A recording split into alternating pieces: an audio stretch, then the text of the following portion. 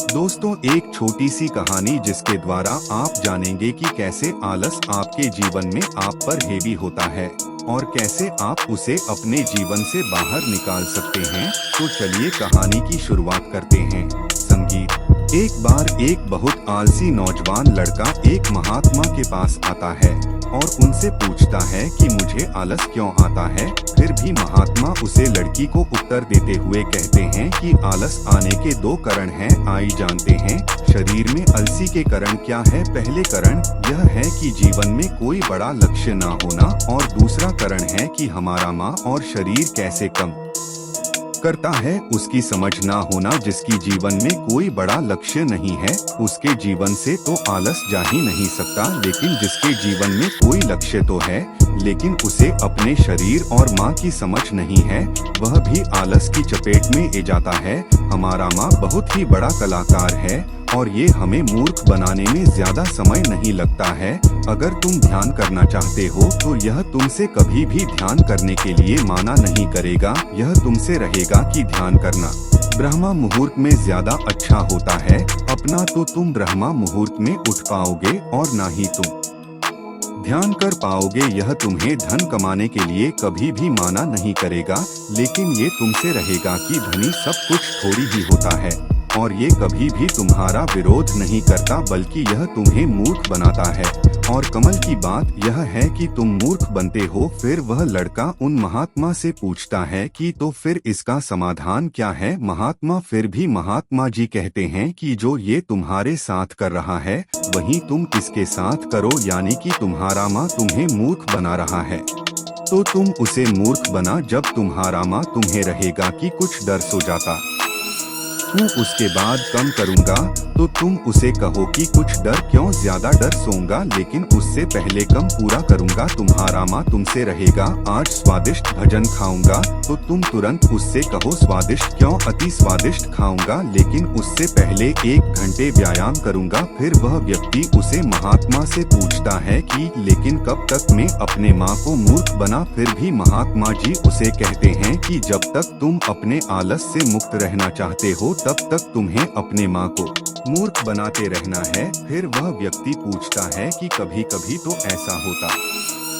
है कि मुझे अफसोस होता है कि मैं अपने जीवन में कुछ कर नहीं कर रहा, क्योंकि मेरे भीतर से ही कुछ करने का माँ ही नहीं करता। फिर ऐसी स्थिति में क्या करूं? वे महात्मा जी कहते हैं कि माँ को तो तुम मूर्ख बना सकते हो, लेकिन शरीर को तुम्हें समझना होगा। हमारा शरीर चला है भजन से, और अगर तुम मारा हुआ भजन खाओगे तो वह तुम्हें ऊर्जा कैसे देगा? मारे हुए भजन का अर्थ यह है कि ऐसा भजन जो व्यक्ति अपने सिर्फ स्वाद के लिए खाता है, जिससे शरीर का उचित विकास नहीं होता है, जैसे कि मिठाइयाँ, पिज्जा, बर्गर आदि। इसीलिए भजन ऐसा करो जो तुम्हारे भीतर ऊर्जा पैदा करें, ना कि आलस, जैसे कि फल और घर का सदा भजन आदि। फिर वह लड़का महात्मा से पूछता है कि महात्मा में शुरुआत कैसे करूं? महात्मा जी कहते हैं कि शुरुआत करो एक बड़ा लक्ष्य निर्धारित करने से, यानी एक बड़ा लक्ष्य बना। तुम्हारा लक्ष्य केवल खाने के लिए बड़ा नहीं होना चाहिए, बल्कि उसे लक्ष्य के साथ तुम्हारी भावनाएं जुड़ी होनी चाहिए। अगर तुम्हारा लक्ष्य ऐसा है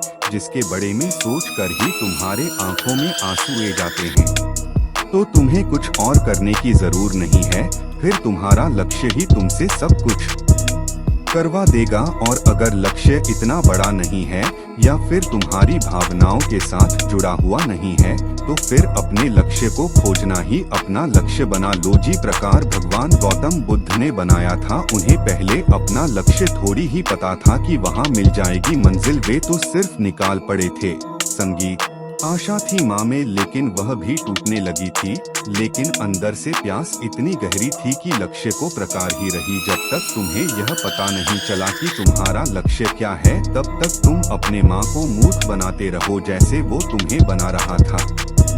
कोई भी व्यक्ति शराबी बनना नहीं चाहता है, लेकिन उसका माँ उसे मूर्ख बनाकर उसे एक शराबी बना देता है। कोई भी व्यक्ति चोर बनना नहीं चाहता है, लेकिन यह माँ उसे बार बार मूर्ख बनाकर उसे एक चोर बना देता है। एक बात को तुम हमेशा याद रखना कि जब तक तुम बुद्धि से ऊपर उठकर उठ नहीं हो जाते तब तक तुम्हारे पास दो विकल्प है, या तो तुम अपने माँ के द्वारा मूर्ख बनो या फिर तुम इसे मूर्ख बना। बीच का कोई रास्ता नहीं है। अगर तुमने अपने माँ को मूर्ख बनाना बैंड कर दिया तो यह माँ तुम्हें मूर्ख बनाना शुरू कर देगा। फिर वह नौजवान लड़का कहता है कि यह तो आसन है, माँ को मूर्ख बनाया जा सकता है। वे महात्मा मुस्कुराते हैं और कहते हैं कि यह आसन भी तुम्हारे माँ को ही कर रहा है। यह माँ कब और कैसी चल चलेगा उसके लिए तुम्हें जागरूक रहना पड़ेगा। अपनी जागरूकता को बढ़ाओ और जागरूक व्यक्तियों के साथ रहो या फिर अपने खुद के साथ समय बिता। अगर तुम आलसी व्यक्तियों के साथ रहोगे तो तुम भी आलसी होंगे, और अगर तुम ऊर्जावान लोगों के साथ रहोगे तो तुम भी ऊर्जावान बनोगे। फिर वह लड़का महात्मा जी से कहता है कि मुझे अपने माँ को मूर्ख बनाना अभी और इसी वक्त से शुरू कर देना चाहिए। महात्मा कहते हैं कि हाँ, सही कहा तुमने, सही समय की प्रतीक्षा करना भी इसी माँ की एक चल है।